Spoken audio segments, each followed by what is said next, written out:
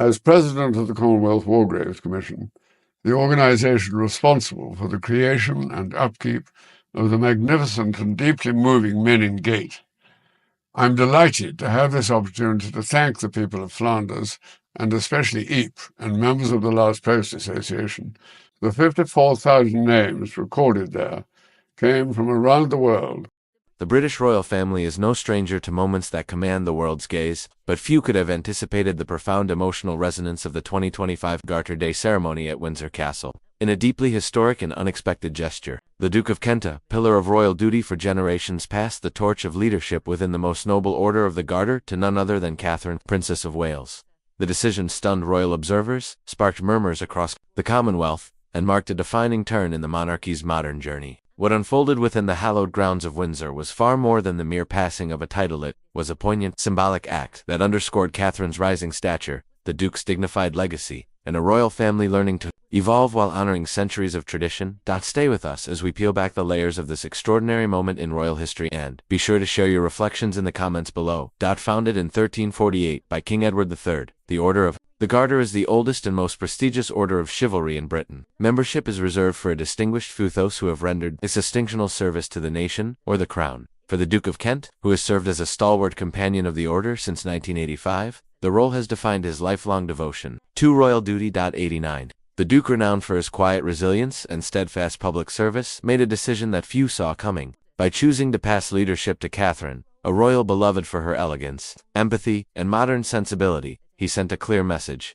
This was more than tradition, it was trust, continuity, and an affirmation of the monarchy's future. This was no mere ritual. This was legacy in motion. Held on June 16, 2025, the annual Garter Day procession unfolded in all its ceremonial grandeur. Windsor Castle, radiant beneath a golden summer sky, served as the majestic stage for a spectacle largely unchanged by time. The king, resplendent in the order's signature deep blue velvet robes, feathered plumed hat, and shimmering insignia, led the procession with regal grace. By his side walked Queen Camilla, and behind them came the Knights of the Garter, including the Prince of Wales, the Princess Royal, the Duke of Edinburgh, and the Duke and Duchess of Gloucester, all dressed in exquisite ceremonial attire. A marching band played as officers of the order moved in stately rhythm, while hundreds of spectators sheltering from the sun beneath straw hats and parasols lined the castle's grounds, applauding as the procession made its way from the quadrangle to the sacred steps of St. George's Chapel. Catherine, Princess of Wales, radiated timeless elegance. She wore a crisp, white peplum-style ensemble by self-portrait, its tailored lines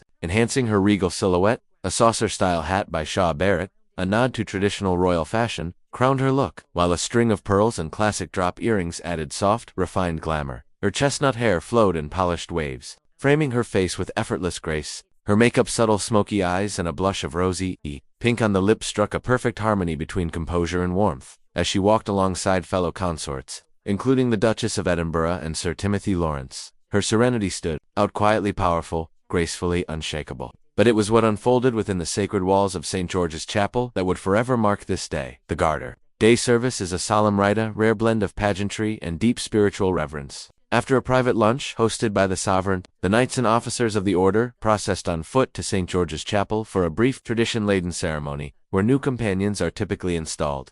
This year, however, brought a surprise no one anticipated. The Duke of Kent, a fixture of countless Garter Days, did not walk in the procession. Instead, he was driven to the chapel, a subtle, yet telling acknowledgement of his advancing years. But even seated, his presence spoke volumes.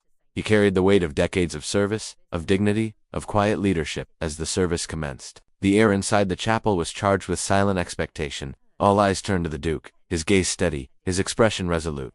Catherine, composed yet attentive, stood nearby. Then, it happened. In a moment that would ripple through royal history, the Duke of Kent slowly rose. His voice, though firm, carried the unmistakable tremor of emotion as he addressed the congregation. He formally announced his decision to step aside from his leadership role within the order, and to pass it on to the Princess of Wales. A hush fell over the chapel. Audible gasps echoed through the ancient stone.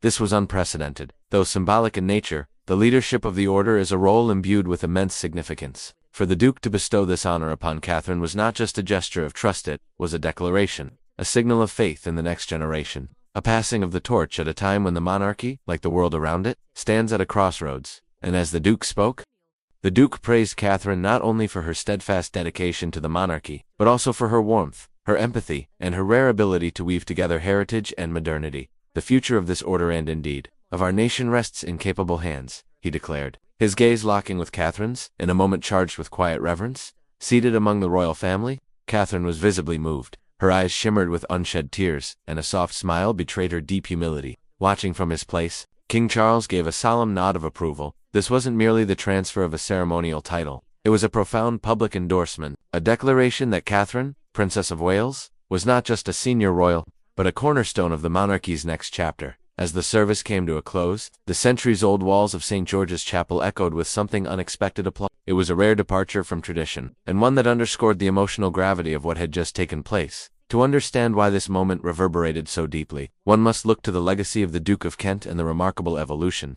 of Catherine herself. Born Prince Edward in 1935, the Duke has lived a life marked by dignified devotion. As a first cousin of the late Queen Elizabeth II, he has stood quietly but firmly behind the monarchy for decades, tending thousands of engagements, representing the crown at state occasions, and serving as a committed patron of numerous organizations, including the Royal National Lifeboat Institution. His role within the Order of the Garter has long been a source of pride, a symbol of the solemn duty he embraced throughout his life. But at 89, time has left its mark. The Duke has increasingly leaned on aides and adjusted his schedule, acknowledging the physical demands of age. Yet this was not a retreat, it was a measured, graceful passing of the torch, a deliberate act of faith in the future, and the future, he believes, is Catherine. Since marrying Prince William in 2011, the Princess of Wales has steadily become one of the most admired figures within the royal fold. Her journey has been one of quiet strength. With poise and perseverance, she has navigated the pressures of royal life, carving a role for herself that honors tradition while resonating with the modern world. Her championing of mental health awareness, early childhood development, and cancer research has earned global recognition. But it is her natural ability to connect with a warm smile at a walkabout, a heartfelt conversation in a hospital ward, or a discreet gesture away from the spotlight that has made her truly beloved. The Duke's decision to entrust her with the leadership of the Order of the Garter was an acknowledgement not just of her dedication, but of her singular gift, the ability to bridge era, to carry the ancient traditions of the monarchy into a future that demands empathy, strength, and evolution. The handover also echoed a broader shift, quietly reshaping the royal institution. King Charles III, a monarch who has long championed a streamlined royal family, has placed great emphasis on adaptability. By supporting the Duke's decision, he underscored his own faith in Catherine as a future leader not just within the family, but within the national narrative. This moment, though steeped in royal ceremony, was anything but hollow pageantry. It was a deeply personal expression of trust and transformation. For those inside the chapel, the atmosphere was charged with more than regal formality. It was intimacy, vulnerability, and transition. The Duke of Kent, often perceived as reserved, let down the armor of tradition. His voice may have been steady, but the emotion was unmistakable. His words were not merely about duty, they were about legacy, and the woman he believes is worthy of carrying it forward. For Catherine, the moment carried both honor and solemn weight. Sources close to the royal family described her as deeply honored but overwhelmed. One insider shared, "She's always looked up to the Duke. His quiet strength, his tireless devotion. To receive this from him, in front of the world, it moved her to her core." The emotion rippled beyond Catherine. King Charles, who has known the Duke all his life, was seen dabbing tears from his eyes as the chapel filled with applause. Queen Camilla, too, appeared visibly moved. Even Prince William, so often a stoic presence, could not hide the pride in his expression as he glanced at his wife. As the royal family departed St. George's Chapel in carriages beneath the warm summer sun, the mood was one of quiet reflection. The day had honored more than tradition, it had redefined it.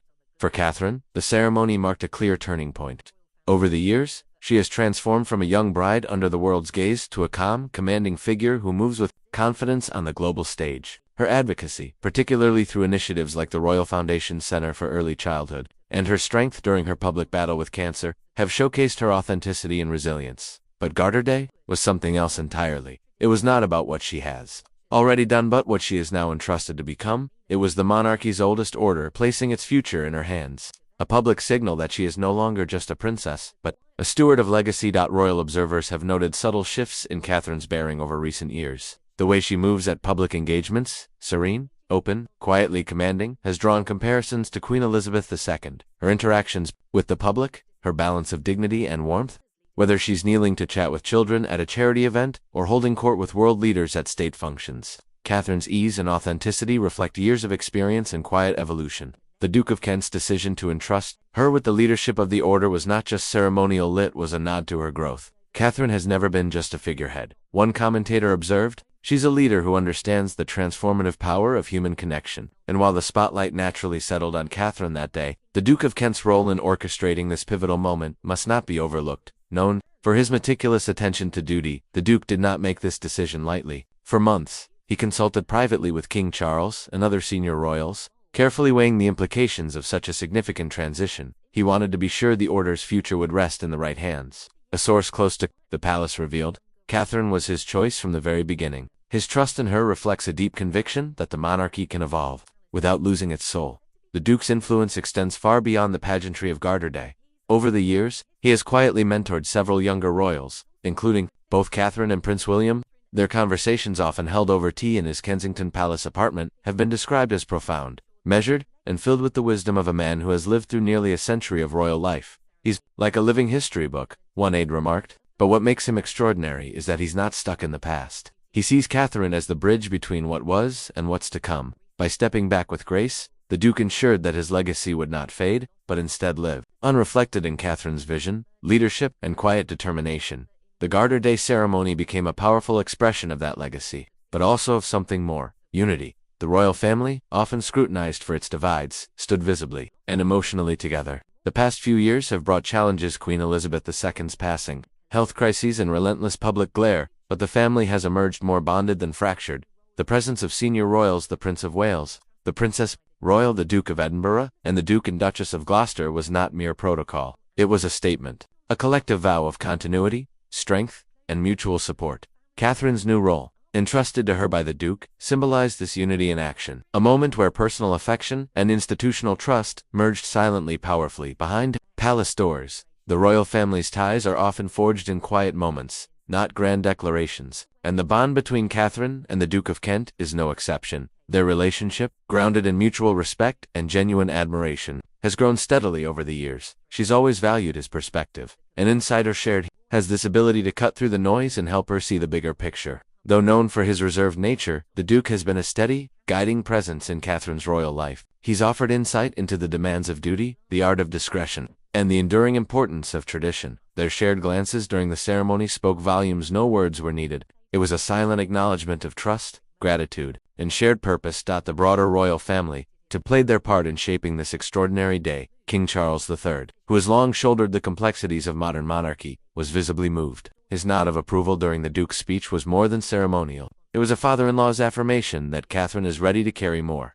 Prince William, ever Catherine's silent strength, stood beside her not only as a husband, but as a partner in purpose. He's incredibly proud of her, shared a source close to the couple. This day wasn't just about her receiving something, it was about what they've built together, what they're preparing to lead together. The ceremony also shone a quiet light on the roles of other key royals. The Princess Royal, respected for her work ethic and no-nonsense manner, has become a source of wisdom for Catherine, often offering guidance on how to manage public duty without sacrificing personal grounding. The Duke of Edinburgh, relatively new to the order, shares Catherine's belief in balancing tradition with relevance. His presence signaled a shared vision for a monarchy that honors its past but speaks to the present. Even the Duchess of Gloucester, typically less in the public eye, was there. Her calm presence was a reminder of the royal family's enduring strength and deep bench of service-minded members. Together, they formed a picture of quiet resilience, a royal front that, while bound by blood and title, was united by shared purpose, and that unity extends far beyond the grandeur of Garter Day. In private, the royal family has leaned on one another through joy and hardship alike. Catherine's battle with cancer, and her journey through treatment, has only deepened these familial bonds. The Duke of Kent, ever the traditionalist, sent her handwritten notes during her illness, thoughtful words of strength and support. He's old school like that, an aide revealed with a smile, but that's what makes it so meaningful. It means the world to her. These small, often unseen gestures like handwritten notes, quiet encouragement, and knowing glances reveal the royal family not just as an institution, but as a deeply connected circle of support. The Garter Day ceremony, with its perfect balance of tradition and heartfelt emotion, became a public mirror of this private strength. A powerful reminder that the monarchy endures not just because of ancient customs, but because of the people, flawed, human, devoted, who hold it together from within. Now, as the newly appointed leader of the most noble order of the Garter, Catherine steps into a role that is at once a great honor and a formidable responsibility. Though largely ceremonial, the position carries immense symbolic weight. It reflects the monarchy's enduring commitment to values of service, honor, and tradition, values Catherine now helps carry forward into a new era. Her duties will include attending the annual Garter Day service, representing the order at official engagements, and overseeing its ceremonial functions. But in true Catherine fashion, measured, modern, and thoughtful, she is already looking ahead.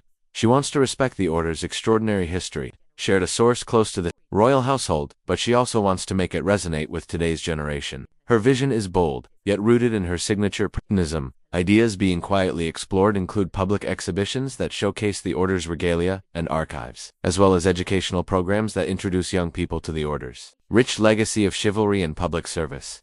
One particularly ambitious initiative under consideration, the creation of a digital archive, opening the order's records and stories to a global audience, making its history accessible not just to scholars, but to curious minds of every age. Another involves community outreach projects, potentially partnering with schools and charities to highlight how the order's values still matter today. These plans are still evolving, but they reflect Catherine's larger belief that tradition must adapt to stay alive. It's a belief she has already woven into her work on mental health, early childhood, and her thoughtful reimagining of royal engagements. Of course, the role comes with its challenges. As a senior royal, mother of 3, and champion of causes such as cancer awareness and early development, Catherine already juggles an extraordinary workload. The addition of this new leadership role only adds to her responsibilities, yet those closest to her have no doubt she rise to the occasion. Catherine has an incredible work ethic, one aide said. She's meticulous, detailed, and somehow makes it all look effortless. Prince William, her rock and partner through every chapter,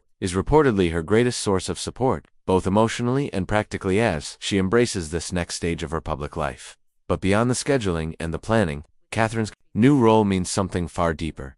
The Order of the Garter, with its roots in the 14th century, is more than ritual. It is continuity in its purest form. And now, Catherine becomes its living embodiment. A woman who honors the past while reaching for the future. She's not just preserving tradition. One royal commentator remarked, she's breathing new life into it. As she takes up this mantle, Catherine is poised to leave a lasting legacy not only within the order, but within the monarchy itself. The 2025 Garter Day ceremony will be remembered not only for its beauty and splendor, but as a turning point, a day when the monarchy, with all its reverence for history, looked confidently toward the horizon.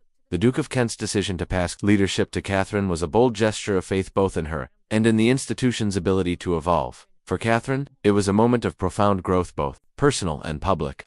A step into a role that blends solemnity with vision, heritage with heart. As the royal family returned to Windsor Castle in gleaming carriages, the crowds lining the streets erupted into cheers. They had witnessed something more than ceremony. They had seen legacy being rewritten in real time. Inside the castle walls, the mood was quietly celebratory. The Duke of Kent, usually so stoic, allowed himself a rare and heartfelt smile. Catherine, still absorbing the weight of the moment, shared a brief, tender glance with William, their hands clasped tightly, a gesture of unity, of love, of shared purpose. In that moment, the grandeur of royalty faded into something more intimate. It was a reminder that beneath the titles and pageantry, the monarchy is still, at its heart, about people. People striving to carry forward a legacy not with perfection, but with sincerity and grace. What was your favorite moment from this historic ceremony? Share your thoughts in the comments and don't forget to subscribe for more powerful stories from the royal family's ever-evolving journey. Up next, another royal moment that just might surprise you.